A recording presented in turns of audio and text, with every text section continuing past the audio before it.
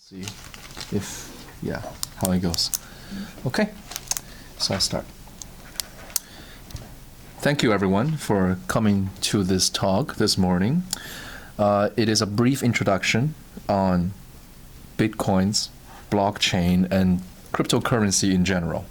Now, cryptocurrencies, in particular Bitcoin, have really come into the spotlight in recent years, and especially last year, 2017, because of their astronomical surge in value. More and more people are turning to Bitcoin as an investment tool, and we've heard that people in Canada, in the US, and I'm sure around the world are even mortgaging their homes to invest in Bitcoin, which is very risky. And people are purchasing Bitcoin as a store of value, similar to when they buy gold. And others are actually using Bitcoin as a trading tool on financial exchanges that are dedicated to digital coins and tokens, and they're trading these coins, trying to make money similar to currency trading. So what is a Bitcoin? Now imagine if you wanted to send $1,000 to me to thank me for being such a wonderful presenter. Now, let's say we use the same bank, and if you want to send $1,000 to me, you don't have it in cash. People don't carry $1,000 in cash, so very likely you would choose Interac e-transfer. Now, I know Interac e-transfer is free now, but until very recently, it used to cost $3 per transfer, and you could also write me a check, but people have to buy checkbooks, right? So this is how the third party in between you and me, which is usually a large bank, this is how they make money. And also because we keep our money with the banks, and they take our money and they invest with our money, and that's also how they make money. So they are basically a third party. And the inventors of Bitcoin thought that this third party was really unnecessary, because someone else is basically keeping our wealth from us, and because they're doing this, our governments can figure out how much money we have, how much money we make, and they can also freeze our assets if they really wanted to. So Bitcoin aims to really eliminate this middle person, and also eliminate by proxy the government, and make wealth transfer purely a peer-to-peer process, and make ourselves the true owners of our wealth.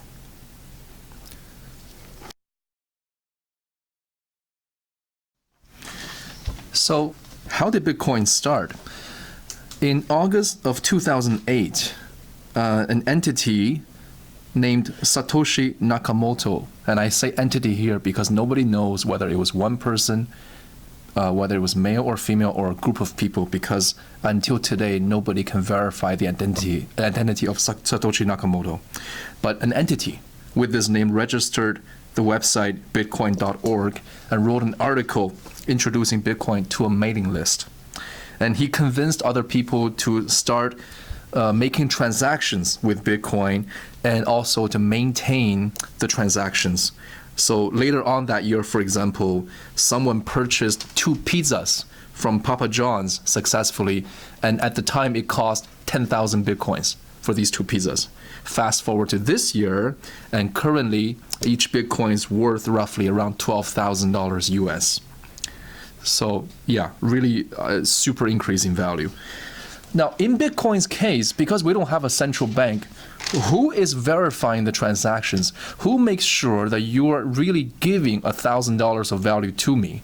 And who makes sure that once you give it to me, you don't try to spend it again, because there's no central bank to maintain this record. Now, what Bitcoin uses is a digital database, and this digital database is called a blockchain. So a blockchain is basically like a ledger database. It's basically just a record of all the transactions that's happened using Bitcoin since its conception, like, from the day one all the way till now. Now, the difference is between the Bitcoin blockchain and what the banks use is that there's not just one copy of this ledger that's maintained by a central bank somewhere in their own database. It's actually copied thousands of thousands, maybe millions of times. And on all these copies store the same information, and they're all synchronized over the internet.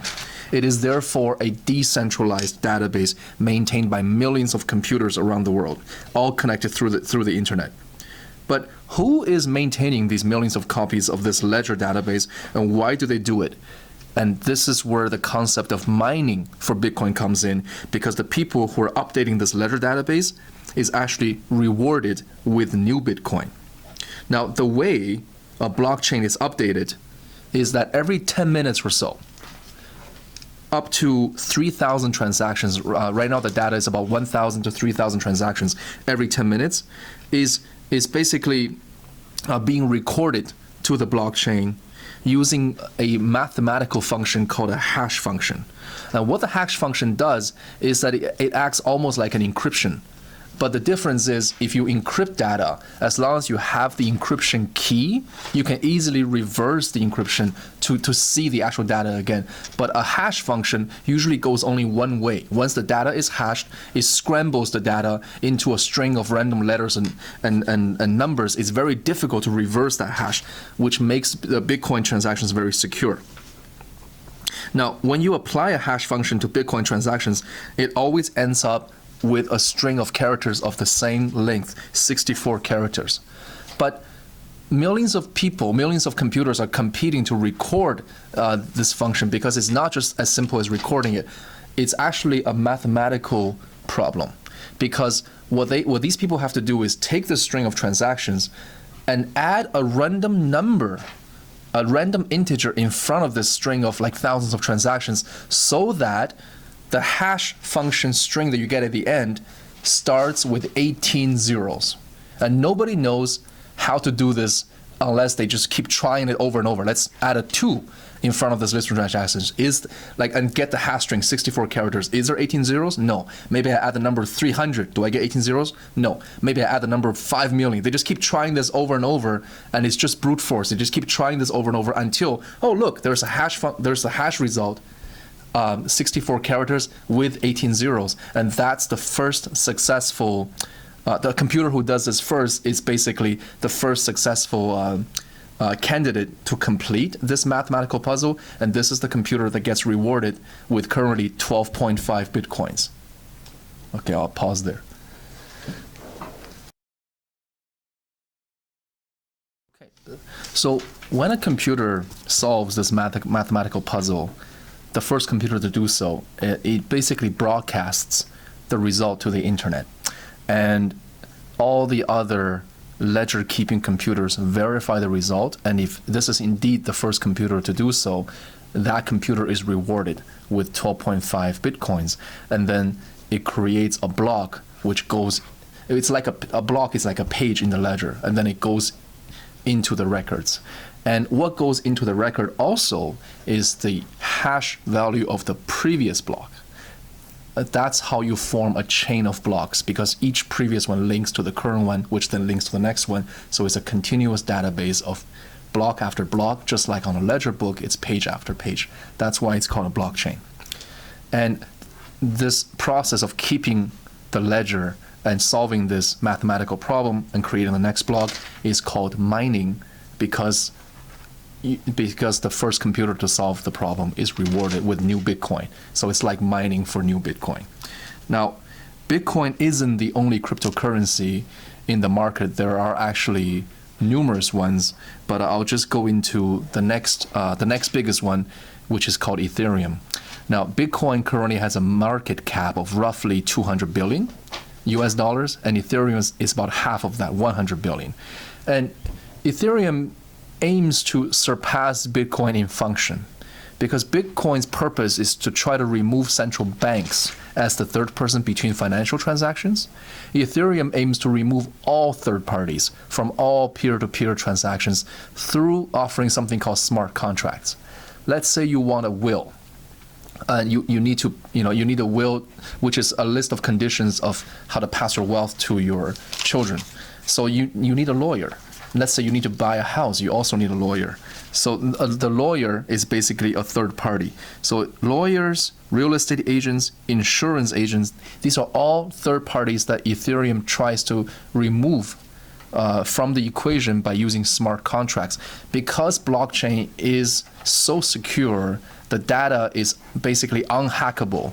So smart contracts are very secure and the data is kept permanently forever. And that's why it claims that they can remove all third parties from the equation. So Ethereum is also a platform for other companies to create something called tokens. Tokens are similar to cryptocurrency, except they can only be used for a specific function with this one company. So Ethereum provides these companies with a platform to very easily create tokens to be used on the Ethereum blockchain. So they don't need to program a brand new currency. They can just use the existing blockchain, and by sending these tokens back and forth, they're actually consuming Ethereum as transaction fees. So that's how the actual Ethereum currency generates its value, because it has that function. So, and recently a Chinese company is trying to again compete with Ethereum by coming up with their own platform called Neo. But these new tokens and coins are really popping up all the time now, because everyone is shifting focus to cryptocurrency. A lot of people feel like cryptocurrency is the currency of the future. Everything will be digitized. So more and more money are pouring into cryptocurrency and digital coins and tokens in general. So this has been a very brief introduction to Bitcoin, blockchain, and cryptocurrency in general. Thank you very much, and I'll take questions.